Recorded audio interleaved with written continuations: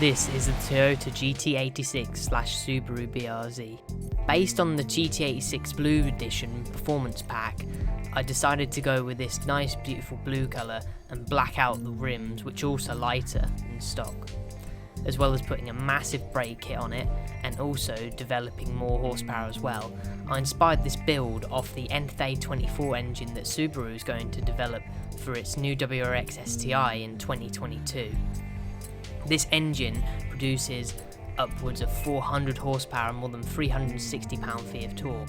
So what I did with this build is by slightly modifying the engine's internals and hugely increasing the performance of the camshafts in order to develop that amount of horsepower, and it's huge. It revs a lot higher now, even though characteristically the engine in real life probably won't rev that high due to the compression ratio.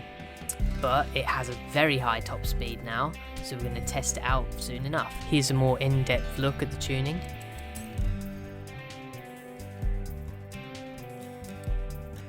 I decided to leave the transmission alone because it was quite good as standard.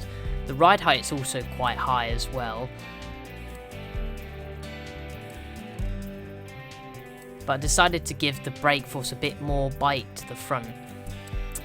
As you can see as well, the power means this little Subi is able to lose the rear end a bit easier now. Let's check out its top speed.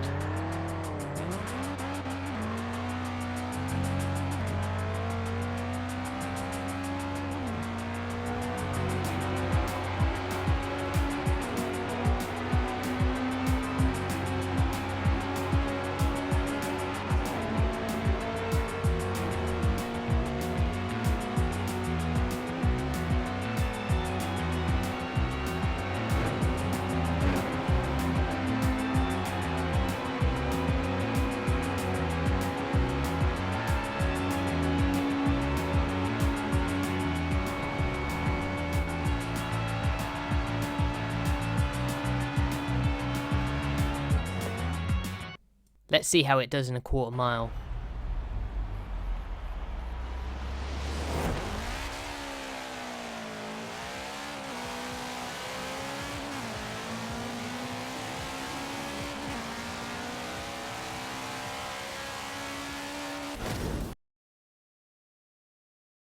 And finally the track test, starting off with some practice.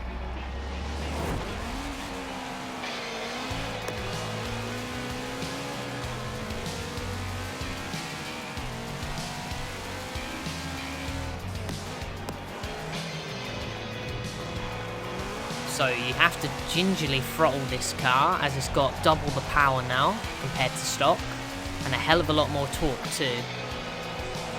Over double the amount in fact. So he just powers through the corner, loses a tiny bit of traction, inner wheels getting some skirting going on there. There we go. Big 90-degree bend. Doesn't go particularly fast around here. The handling characteristics are roughly similar to the stock car. It's the last corner now. It's very nice to drive this car. It's not outrageously quick. It doesn't have the most grip. You can still have a bit of fun with it. The first lap being 7 seconds. Comes nearly 150 miles an hour towards that corner. Slows down very nicely. The brakes are the most prominent feature of this car, by far. Ooh, slidey.